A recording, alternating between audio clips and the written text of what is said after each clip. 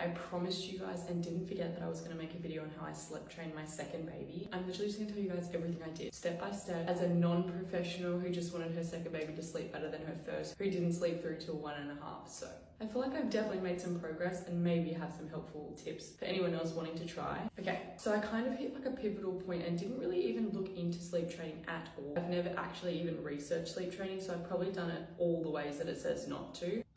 I hit a point postpartum with Lukey, 4 months it was. I was still breastfeeding at this point, and I was sitting in his rocking chair feeding him and just all of a sudden realized how dependent he was on me to get to sleep. That's my first kind of realization. I was like, oh, okay, I'm creating a bad sleep habit. He's relying on me way too much to get to sleep. We need to do something about it. And that's when it kind of started. So this was 4 months old.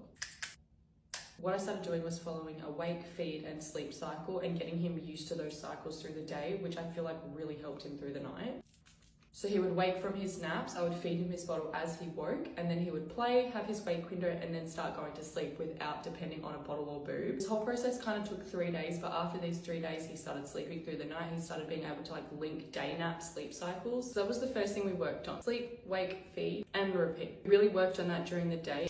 The nap put to sleep process is probably the next most important thing, and this as well took the 3 days for him to adjust after obviously being so used to falling asleep on my boob. As soon as he was ready for bedtime, I just started going in, placing him in his cot and doing like the same thing every time. When I almost took Delilah to like a proper sleep overnight school because she was so bad, we had like a consult come out to our house, and one thing that I did remember from that consultation was the importance of like doing things the exact same so that they can have something to expect and like a comfort in knowing what's coming next.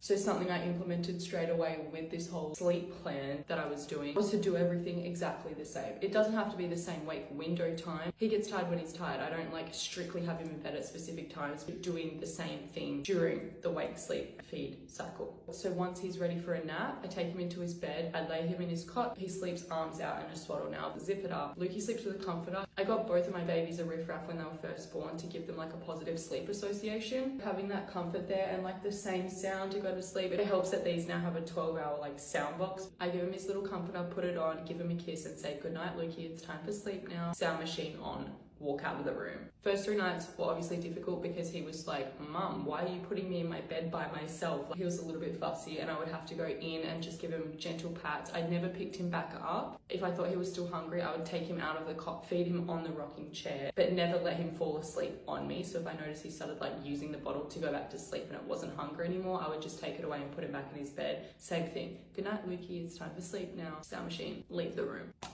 I also think a huge thing to remember here is temperament as well, because there are so many babies like Delilah, my first baby, who you can try everything under the sun